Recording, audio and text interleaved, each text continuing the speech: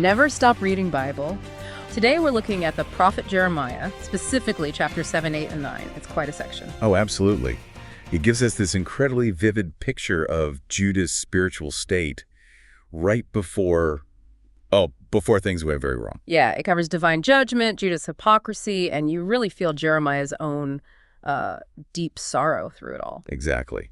And our mission today really is to unpack why the disaster was coming and what Jeremiah's message, his core message, really means, even for us. Okay, so let's start with chapter 7. It hits hard right from the beginning, yeah. Confronting their worship at the temple. Right. He basically walks up to the temple gate and challenges the whole basis of their confidence.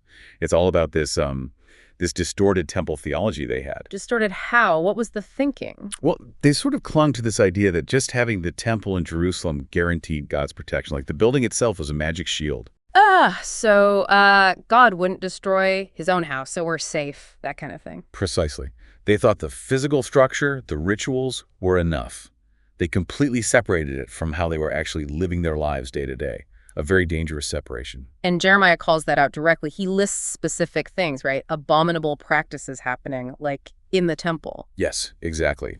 Idolatry, other forbidden rituals right there in the supposedly holy place. It shows just how deep the corruption went. It wasn't just, minor lapses outside. No, far from it. He talks about their widespread disobedience in everyday life, too. It permeated everything. And then there's the mention of the Hinnom Valley. That's pretty shocking stuff. It really is. It refers to horrific acts, even child sacrifice, which had become associated with that place. It paints a picture of just complete moral and spiritual breakdown. Not just hypocrisy, but deep sinfulness. Wow. Okay, so that's chapter 7, setting the stage, showing the sickness. Then chapter 8 moves towards the consequences. It transitions to the disaster that's coming because of those sins. And what really stands out in chapter 8 is the people's stubbornness, their absolute refusal to change. They just wouldn't listen, even with clear warnings. They wouldn't. Jeremiah points out this persistent refusal to return to God despite everything. It's like they were actively choosing the wrong path, just digging their heels in. And he doesn't just blame the people generally, does he? There's specific criticism for the leaders, too. Yes, that's a key point. The priests, the prophets, the scribes, those who should have known better, who should have been guiding the people correctly, he accuses them of offering false hope, saying peace, peace, when judgment was actually right around the corner. So the leadership was actually part of the problem, enabling it. Absolutely. Which makes the situation even more tragic. Yeah. And then woven through all this warning and judgment, you get Jeremiah's own voice, his lament. Yeah. It's not just prophecy, it's personal anguish. It's profoundly personal. You feel his heartbreak for his own people.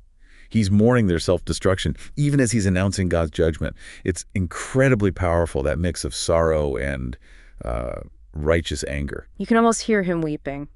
Which brings us to chapter 9. What's the focus there? Does it deepen this lament? It does. Chapter 9 is very much a lament over the destruction that is now seen as inevitable.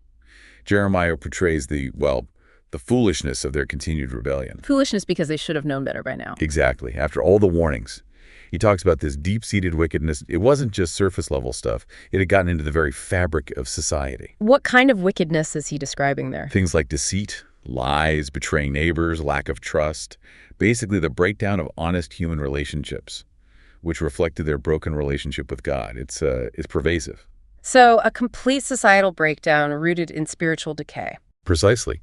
And he makes the connection crystal clear. The coming destruction, the Babylonian invasion, the exile, it's not random.